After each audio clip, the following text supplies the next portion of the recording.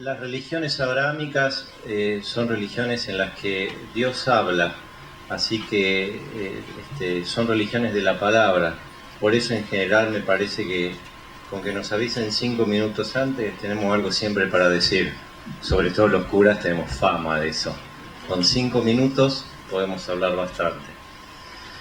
Lo otro que quiero decir es, respecto del tema que nos convoca, y como para comenzar mi aporte, es que creo que en las religiones abrahámicas hay un destino común que es la convivencia social.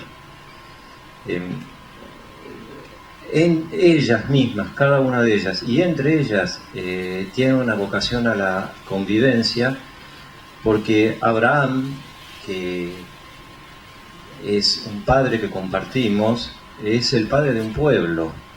Inicia el peregrinar que es una vocación para constituir un pueblo. O sea, la vocación de Abraham es una vocación social. Dicho esto, quiero pasar a decir algunos elementos muy generales de aspectos que seguramente debemos compartir con cada uno de los panelistas, y es una pena que no viniera Pablo Andiñach para que veamos que muchas veces las diferencias dentro del cristianismo, en la historia, que tienen cargas objetivas y doctrinales, pero también muchas cargas emocionales, cuando nos encuentran hablando de algunos temas y nos piden que especifiquemos las diferencias, terminamos medio diciendo lo mismo, porque en el fondo compartimos los cristianos el mismo evangelio de Jesucristo. Entonces el corazón doctrinal de la cuestión: todo hombre quiere ser feliz, y este es básicamente el desafío de vivir. En el fondo, en cada decisión, aun las equivocadas, subyace la búsqueda de una plenitud que se experimenta como posible, o el clamor ante la experiencia de la tremenda lejanía de esa posibilidad de plenitud. El clamor de Job, ese bellísimo libro de la Biblia, para mí el más hermoso de lo que nosotros llamamos del Antiguo Testamento, si nuestros hermanos judíos me permiten expresarlo así, pero a mí es el que más me gusta. El clamor de Job se da ante la paradoja que experimenta por la pérdida de una felicidad que él pensaba asegurada, ya que esta felicidad era una retribución de Dios a la justicia que Job había vivido. Siente una experiencia análoga a la de Jesús en la cruz cuando clama: Dios, ¿por qué me abandonaste? Esta expresión, que entre los teólogos cristianos ha sido motivo de muchas discusiones y muchos desencuentros. ¿Qué significa que el que para nosotros es el Hijo de Dios le diga a Dios, su Padre, que lo abandonó? Es el dolor, en el fondo, de que Dios realiza su alianza a contrajuego de lo esperado. En esto, los de tradición evangélica, desde Lutero, tienen una profunda experiencia a partir de la teología del subcontrario. Si los hombres realizamos las cosas, seguro que van a salir bien como las organizamos si hemos sido cuidadosos. Pero si la dejamos en manos de Dios, no sabemos qué puede pasar. Dios obra a contrajuego. A esta experiencia Juan de la Cruz la llamó la noche oscura. Es en el fondo la purificación de las imágenes demasiado humanas de la felicidad, purificación a la que está expuesto todo creyente sincero. La felicidad es también el destino de la comunidad social si seguimos, por ejemplo, la recorrida de Aristóteles en su Moral Eudemo. La política busca en el fondo la felicidad del hombre orientando sus actos al bien común, y la ética da un oriente de valor a esa búsqueda. En el fondo, siempre la felicidad tiene como valor decisivo el amor. Esta lógica del amor que culmina siempre en la felicidad. Yo creo que es muy coherente Jean-Paul Sartre cuando habla de la vida como una náusea, pues él ha arrinconado precisamente el amor en el lugar de la alienación de la libertad. Quien ama ha alienado su libertad. Por eso me parece profundamente coherente y verdadero que quien afirma eso sobre el amor tenga que concluir que la vida es una náusea. Y también me parece profundamente poético cuando Nietzsche, que es más optimista al respecto, elimina la compasión como valor. Eliminación que es casi como una condición sine qua non para el desarrollo de la voluntad auténtica, la de poder, que es capaz de desembocar en la alternativa divina del superhombre. La experiencia de la libertad que busca la felicidad choca para nosotros, para los creyentes, inexorablemente con la finitud. Y es acá donde me parece que el rol de la religión es decisivo. La religión permite descubrir que la libertad está convocada a una plenitud que sin embargo la excede en sus posibilidades. Esto para el cristianismo de tradición católica es muy fuerte. Y los desafíos de lo que ha sido el itinerario de una de nuestras discusiones teológicas y que ha provocado el encuentro, sobre todo con las tradiciones de origen luterano, tiene que ver precisamente con esta cuestión. La libertad, la plenitud, la finitud, lo que Dios nos da para poder ser libres. Pero es en el fondo el místico acierto de Blas Pascal cuando afirma que el hombre sobrepasa infinitamente al hombre. El hombre está llamado a algo que lo sobrepasa. Esto es que la libertad tiene un destino que finalmente supera su medida. Esto es un centro para nuestra consideración de lo que se ha llamado la espiritualidad cristiana. Tenemos un destino que supera la medida de nuestra libertad y que sin embargo es la vocación de la libertad misma. Aquí para el cristianismo se ubica la importancia de lo que llamamos la gracia y la salvación. Quiero aclarar algo. La salvación ha sido vista, sobre todo, en clave negativa. Esto significa a partir de la finitud estructural del hombre y de su finitud ética que lo lleva a obrar contra sí, contra los demás y contra Dios. Esto nos ha llevado a ver muchas veces la finitud como algo negativo, pero el subsuelo ontológico de esta finitud es el hecho de que el hombre ha sido creado, y esto no es una tragedia sino un don. De allí que un elemento fundamental para nosotros será descubrir que la felicidad, que es la clave de la experiencia humana, solo es posible en la apertura, en la recepción y en la tarea. Si solo viéramos la salvación como purga de nuestra culpa, podríamos caer en la tentación de ver a la religión como una simple garante del cumplimiento de normas que se vuelven despóticas, pues derivarán de un Dios que será solo comprendido como juez. Hay un célebre texto de Martín Lutero a Escopino, que fue uno de los asesores más cercanos a Federico el Sabio, en el cual afirma que quien se ha encontrado por su espíritu con Jesús deja de ver a Dios como juez. En el fondo, lo que Lutero está afirmando, quien se deja iluminar por el amor de Dios, podríamos traducirlo así, deja de ver a las religiones simplemente como garante del cumplimiento de una norma. Dios, para el cristianismo, es fundamentalmente amor. Esta es la definitiva definición que aparece en el Evangelio de Juan. Y ustedes saben que aquí hay una profunda paradoja en el cristianismo, donde Dios no es amor primero porque nos ama, aunque Él nos ha llamado primero, es amor primero porque Él es un misterio de amor eterno como forma de ser. Nuestra afirmación del Dios perfecto en su unidad trina está mostrando justamente que para nosotros Dios es comunión y que el amor forma parte de su estructura ontológica.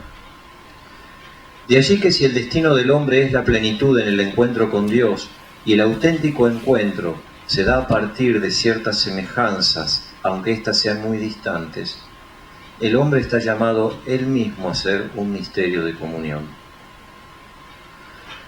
Durante mucho tiempo, sobre todo como consecuencia de algunas espiritualidades del siglo XVII y XVIII, los cristianos entendimos a la espiritualidad como una cierta forma de evadirnos del mundo finito para poder encontrarnos con Dios, encuentro que se lograba cuanto más lejos estuviéramos de las alternativas de este mundo y de la finitud. Pero es importante descubrir que para un cristiano tener fe en Dios significa también tener un proyecto de historia. Cuando los cristianos afirmamos que Dios es un misterio de amor, que es Trinidad, estamos diciendo también cuál es el destino del hombre, la verdad del amor. Y esto es un centro axial de la espiritualidad. Esta palabra en el fondo designa aquellas acciones y aquellas realidades que inciden en el hombre, que le permiten alcanzar la comunión consigo, con los demás y con Dios.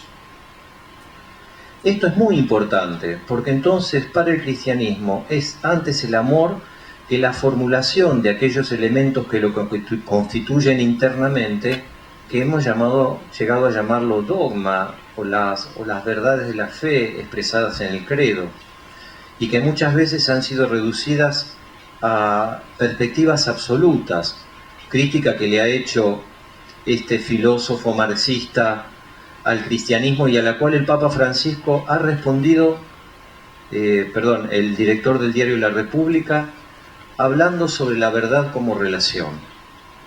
Y tiene una expresión que es fundamental para la comprensión de lo que es la espiritualidad cristiana.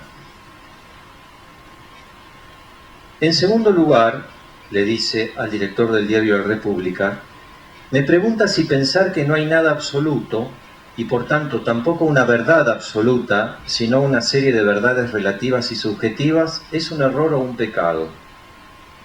Para empezar, no hablaría ni siquiera, para quien cree, de verdad absoluta, si se entiende absoluto en el sentido de inconexo, que carece de cualquier tipo de relación. Para la fe cristiana, la verdad es el amor de Dios por nosotros en Jesucristo. Por tanto, la verdad es una relación.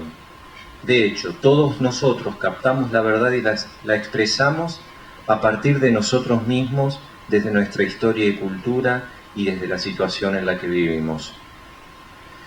Esto no quiere decir que la verdad sea variable y subjetiva, todo lo contrario.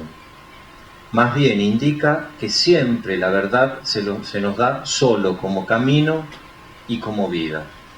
O sea, el contenido de esta experiencia a la que llamamos espiritualidad no es el contenido dogmático de la formulación de la fe creída, un viejo axioma de los teólogos escolásticos decía: el acto creyente no termina en el enunciado, sino en la cosa enunciada. O sea, lo central del acto creyente, lo central de la espiritualidad no es la enunciación, sino el poder adherirnos al Dios vivo.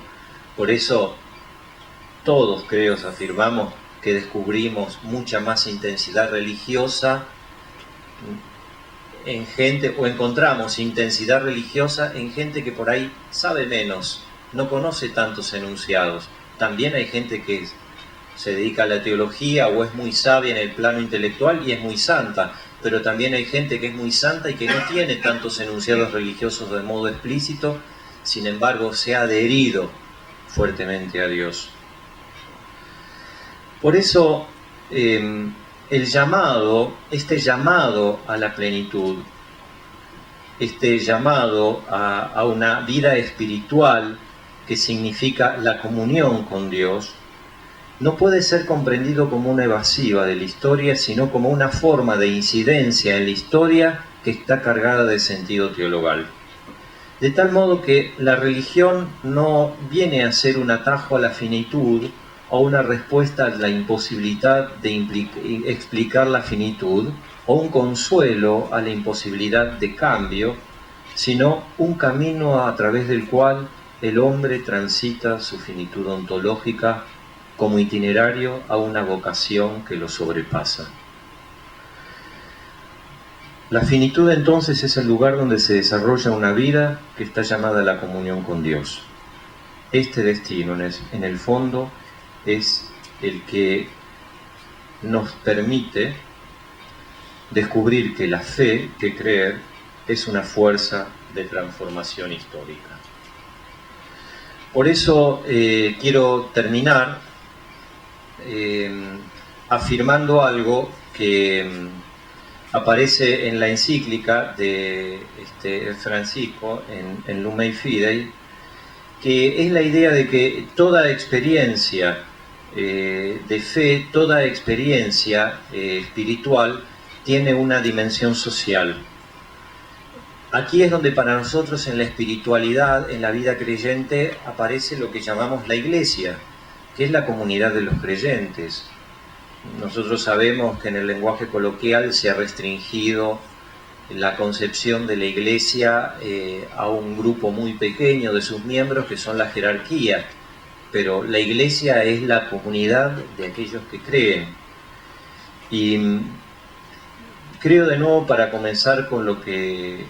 terminar con lo que comencé, que aquí aparece otro rasgo común o que nos vincula a las religiones abrahámicas, y es la idea de que la fe, la experiencia de fe y por tanto la espiritualidad no se puede dar como un itinerario individual y aislado de las necesidades de los demás, sino en el seno de una comunión que nosotros también la llamamos pueblo.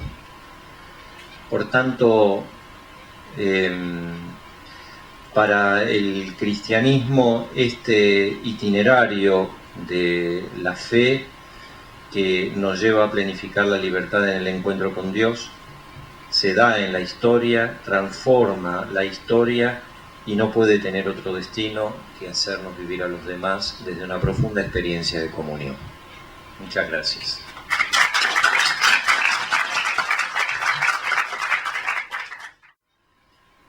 Primero voy a hacer una pequeña presentación un poquito más personal. Yo abrazo el Islam hace 13 años, no soy musulmán de nacimiento. Mi padre es judío, mi madre cristiana, me criaron como católico desde el jardín hasta la secundaria. Cuando voy con un sheikh con esta historia, me dice, tu nombre islámico tiene que ser Abraham, Ibrahim.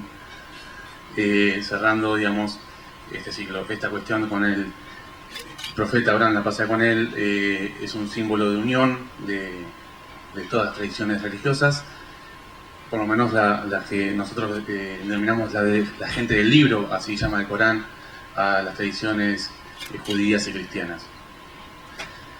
Explicar la espiritualidad dentro del Islam es algo, puede ser complejo, hay muchos vocabularios que no hay en común, desde, si querés, una filosofía occidental y esta filosofía semita o árabe, hay conceptos que no son comunes, pero vamos a ir, si Dios quiere, desatando estos conceptos para explicar qué es la espiritualidad en el Islam. Particularmente nosotros tenemos grandes maestros espirituales que fueron los profetas que Dios nos ha mandado como educadores, como enseñarnos cómo manejarnos en la vida. Para nosotros, desde Adán, Moisés, Noé, Abraham, Jesús y como el último de los mensajeros, Muhammad, la paz con todos ellos, a cada pueblo le ha llevado un mensaje con un mismo espíritu. Cambiaba las leyes porque para el pueblo no era lo mismo, tenía que ver con un contexto, pero el espíritu, para nuestra tradición y cómo entendemos esta espiritualidad, es el mismo. Explicar una persona espiritual o la espiritualidad dentro del Islam, no encuentro mejor forma que explicar un poco o explicar la esencia del profeta Muhammad, la paz sea con él. El profeta Muhammad recibe la revelación del Corán a los 40 años. Previo a eso, hace lo que podemos conocer comúnmente como la búsqueda espiritual, el retiro. Él se retiraba en una caverna, en una montaña, para enfocarse los asuntos de Dios. Cuando recibe la revelación por medio del ángel Gabriel, lo primero que hace es ir corriendo con su esposa. Esto nos indica algo que nos va a marcar toda una línea a seguir en la búsqueda espiritual en el Islam. También, como decía el padre, solamente se puede llevar a cabo en comunidad, en el pueblo. El profeta Muhammad, a partir de la revelación, empieza a enseñar con sus actos, con sus dichos y hasta con lo que permite sin decir nada. Todos estos actos, dichos y omisiones son todos anotados, y en conjunto con el Corán y esta fuente que es la tradición del profeta, podemos desglosar cuál es el espíritu del Islam, cuál es la esencia y qué es lo que se denominamos musulmán, el que practica el Islam debe hacer, cuál es esa búsqueda. Todos los actos de adoración que tiene Islam, hay 5 pilares que nosotros siempre nombramos, que es la confesión de fe, la oración, la limosna obligatoria, el ayuno, la peregrinación. Todos esos actos son actos de adoración con acción, con cuestiones corpóreas, con lo corporal.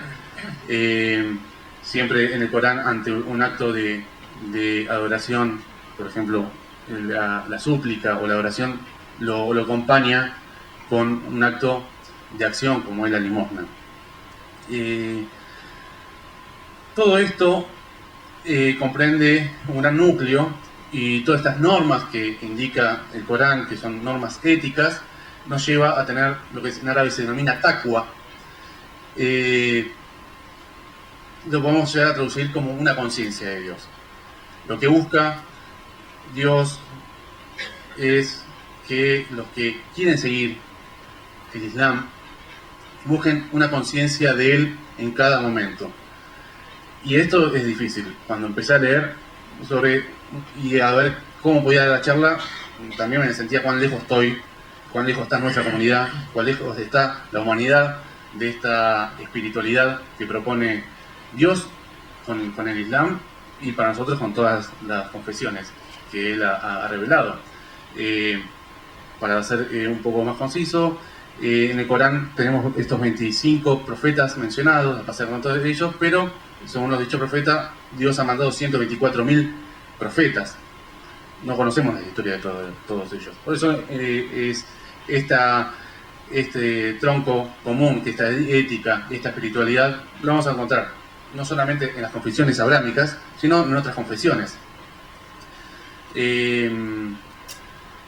en el Corán nos da pautas de cómo el hombre se tiene que relacionar con la divinidad, cómo el hombre se tiene que relacionar con Dios, cómo el hombre se tiene que relacionar con uno mismo, con la sociedad, con los familiares, cómo tiene que ser como jefe, cómo tiene que ser como empleado, cómo tiene que ser como vecino, como hijo, como padre, como madre. Antes que nada, vale aclarar, realmente esto siempre se dice antes, la palabra Islam significa paz, y la palabra musulmán es aquel que ejerce esta paz. Cuando nuestras acciones se están alejando de este concepto, es que no entendimos muy bien lo que quisimos, lo que quiere Dios para la humanidad. Para nosotros el mensaje de Islam es universal. Por eso me permito este concepto.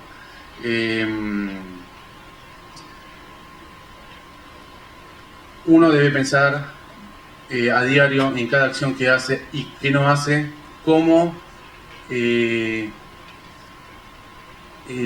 practica este Islam, cómo ejerce esta paz con uno mismo y con los demás, con nuestra familia y con nuestro entorno.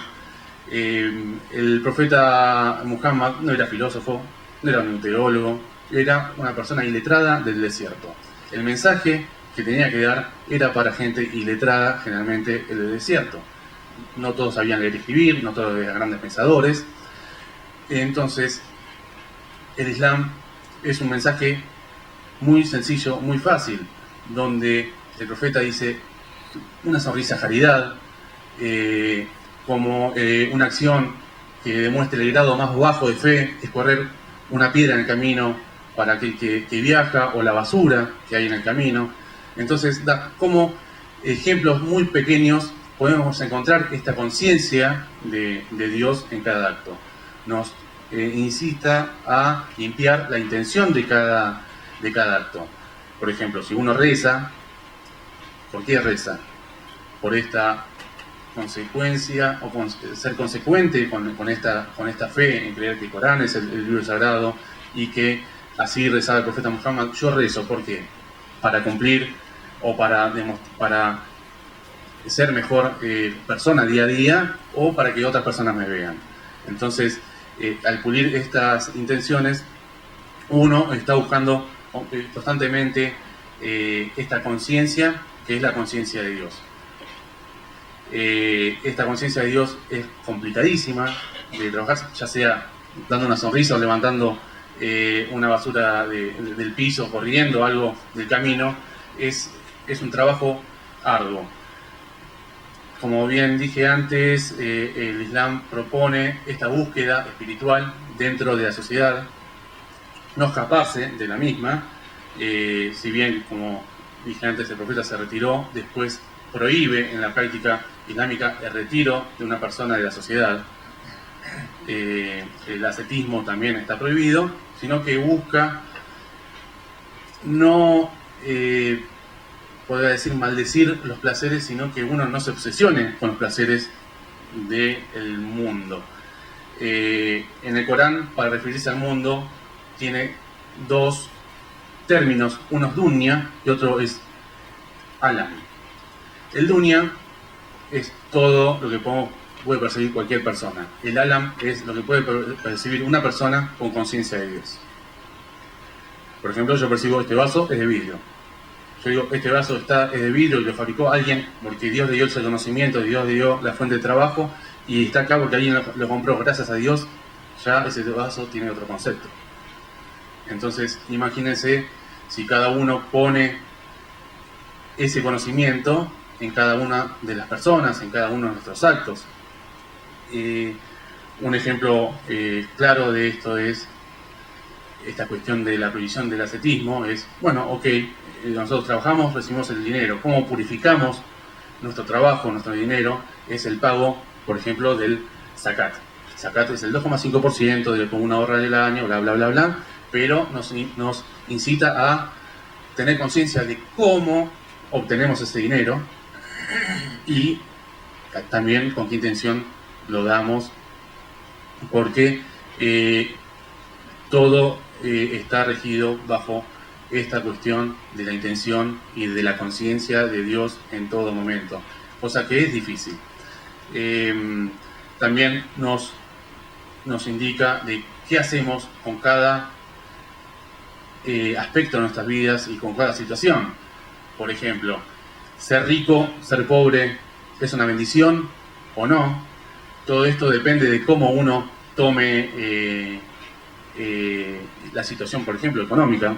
Puede ser una enfermedad o también la salud. Si ser rico nos lleva a ser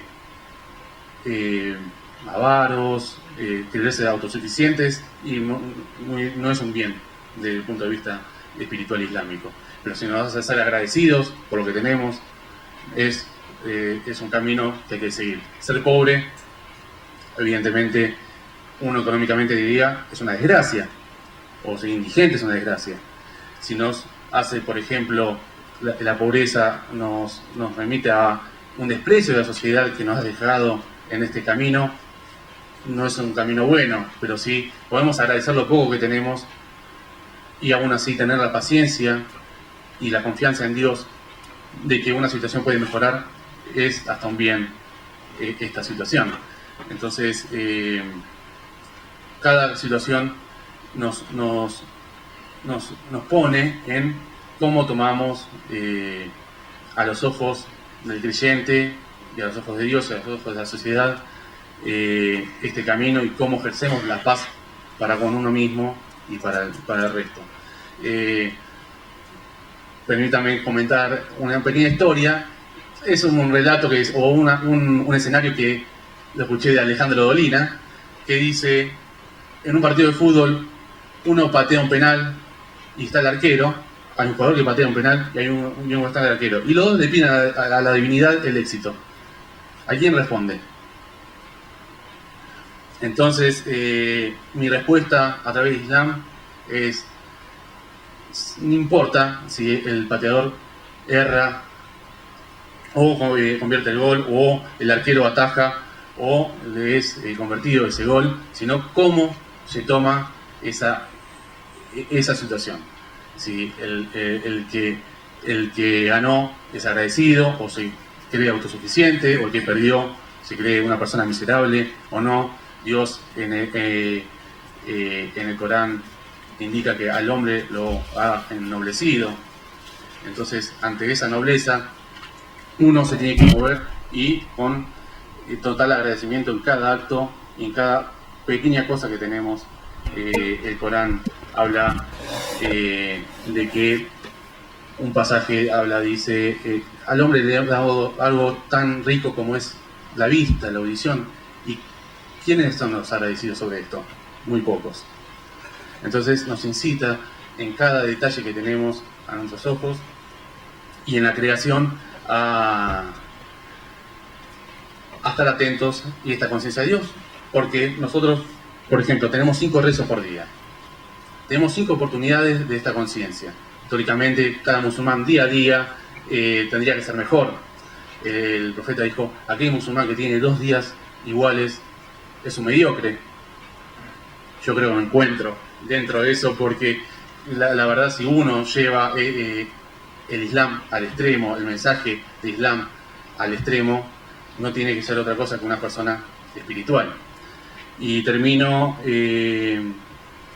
con un ejemplo que vi hace poco en un documental de los jugadores de rugby uruguayos que fueron a Chile.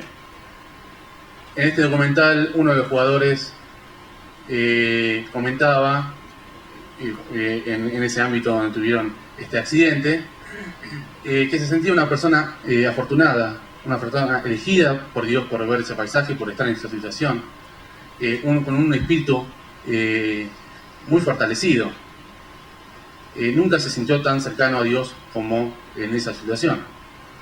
La persona que lo acompañaba le dice: ¿y ahora? No, ahora tengo carpa y sanguchitos. Como que la facilidad a veces nos hace alejar de esta conciencia de Dios. Muchas gracias.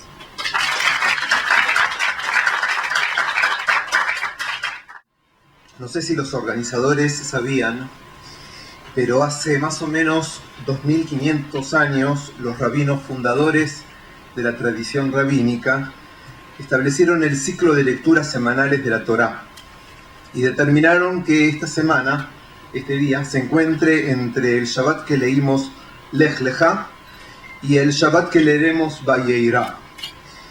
Yo creo profundamente que Dios guía a las fuerzas cósmicas produciendo señales que están en los caminos que transitamos.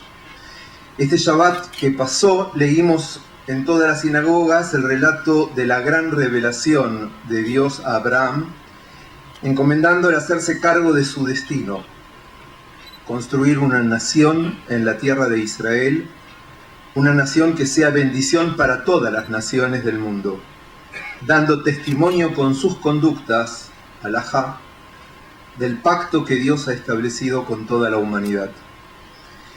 En el próximo Shabbat, el más cercano que tenemos ahora, pasado mañana, en Vayeirá, leeremos que en el proceso de convertirse en el gran patriarca de la fe, Abraham debe aprender que no hay fe sin sacrificio. Por eso Abraham es puesto a prueba. Dios le ordena que primero deje partir a Ismael y después lo mismo con Isaac. Dios le enseña a Abraham que sacrificio no es quitar la vida, sino consagrarla, dedicarla. Le enseña a renunciar a la posesividad, a la vanidad y al orgullo. Le enseña que lo que tenemos transitoriamente y lo que gozamos no es para satisfacer mezquindad, sino para emplear amorosamente en alguna misión trascendente. Le enseña, como más tarde lo explica la Kabbalah también, que la legítima ambición de tener es para poder dar. ¿Qué es el hombre? El hombre no es un animal evolucionado. La vida es un milagro y el hombre es la máxima creación de Dios. Afirmar que la vida es un milagro no implica ignorar el extraordinario y valioso caudal de conocimientos científicos que hoy disponemos.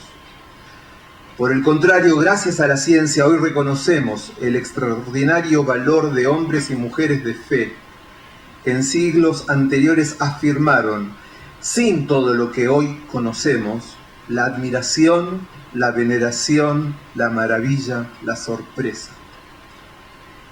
Así como la vida, diferenciada de la no vida, es un milagro, en el proceso de la evolución, la autoconciencia que distingue la condición humana también es un milagro.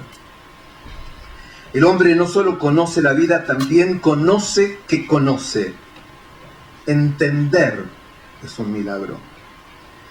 Y esta es una experiencia exclusiva del género humano. La experiencia de la autoconciencia al mismo tiempo nos coloca por encima de la vida y también nos lanza a una soledad existencial insondable. Inefable soledad que solo se mitiga para quien puede ingresar en el doble pacto de Abraham: el pacto con Dios, la fe, y el pacto con el prójimo, la comunidad. Mientras que todo lo que fue creado en el impulso primordial de los primordiales 6 días fue creado por el Verbo, por el imperativo divino, el ser humano se le demanda participación en su propia creación. Abraham Yoshua Heschel decía, la esencia del hombre no radica en lo que es, sino en lo que es capaz de ser. La esencia del hombre no radica en lo que es, sino en lo que es capaz de ser. En la esencia del ser humano está el libre albedrío. Solo el hombre tiene la capacidad de elegir lo que él será. Pero paradojalmente, esa libertad nos es impuesta. Así lo expresa maravillosamente Heschel. ¿Acaso más significativo que el hecho de percatarnos de lo cósmico sea el tener conciencia de que debemos percatarnos de ello, como si se tratara de un imperativo, de una compulsión a prestar atención a aquello que está más allá de nuestro alcance? La libertad es un imperativo. Qué paradoja, ¿no? La libertad nos es impuesta.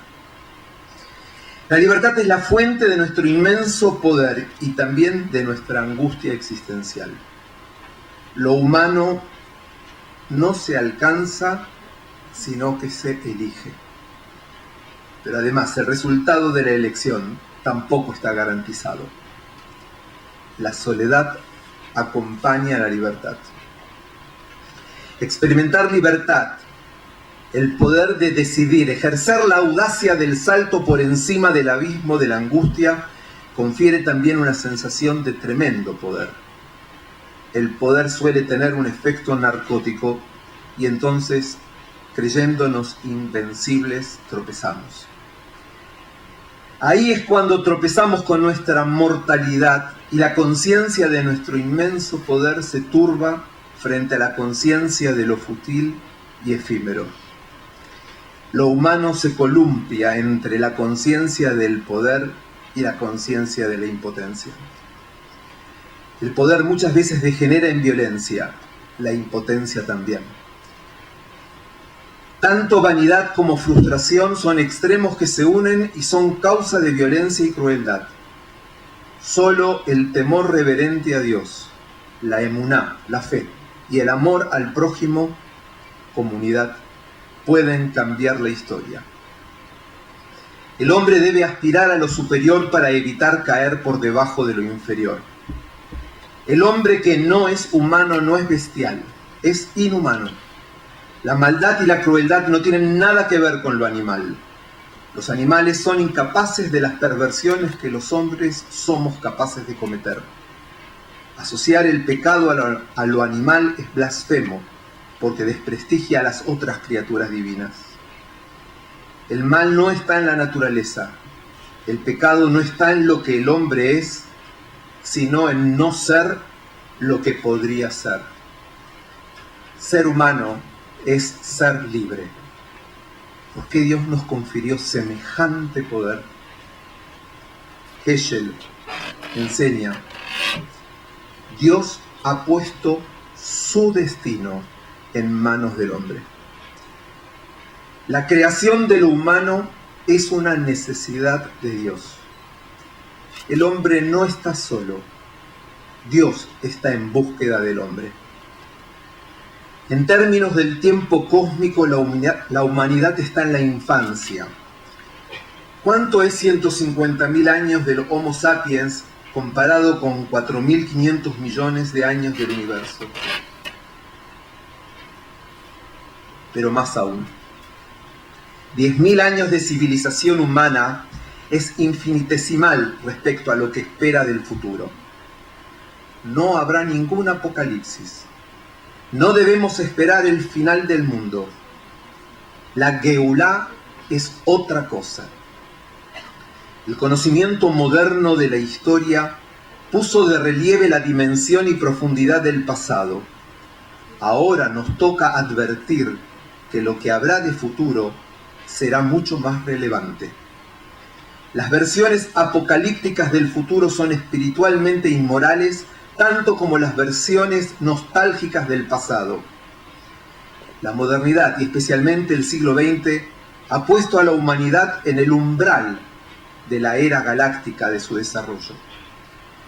En términos del tiempo universal, estamos en los comienzos de la expansión del poder humano, y lo que el hombre haga con su poder podrá proyectar o atrasar ese estadio superior, que en términos bíblicos fue llamado Geulá, redención o salvación. Muchos de los que nacimos a mediados del siglo pasado imaginábamos el siglo XXI con transportes propulsados por baterías solares, cultivos intensivos en granjas cibernéticas que elaboraran alimentos nutritivos y saludables para todos, hospitales que cuidarían de los enfermos con ternura para que curen o mueran en paz, escuelas en las que los alumnos, gracias al desarrollo de las comunicaciones, crecerían como personas de criterios amplios, apreciando y admirando las civilizaciones que pueblan la Tierra y otras partes del universo. Sociedades que con sistemas legales depurados resolverían los naturales conflictos interpersonales con equidad y con justicia. Ya estamos en el siglo XXI, y lo más primitivo del presente es que el futuro es solo para algunos privilegiados, mientras la mayoría de la gente vive con lo peor del pasado. ¿Cuál debería ser la contribución de la religión al proceso y desarrollo humano? Esta es una pregunta que tiene aristas dolorosas. Podríamos engolosinarnos hablando de teología, de espiritualidad, de la santidad de la vida, de la demanda profética, pero ¿cómo ignorar las guerras y vejaciones del pasado y del presente en nombre de las religiones? En nombre de las religiones se ha matado, se ha sometido a la esclavitud, se ha discriminado racial y sexualmente, se ha censurado el conocimiento, la ciencia y el arte, y se sigue haciendo.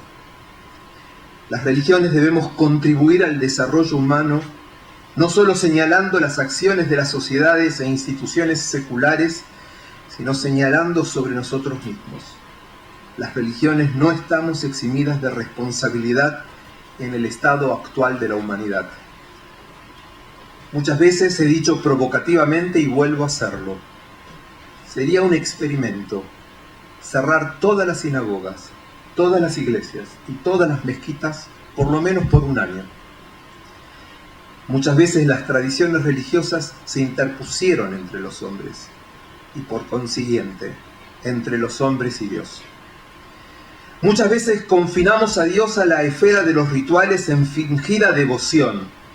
Otras veces con los dogmas ahogamos la libertad, ofreciendo a los hombres y mujeres un refugio para huir de la responsabilidad inherente a la vida, la responsabilidad de la libertad. ¿Pueden permanecer las creencias religiosas sin ser afectadas por el desarrollo humano?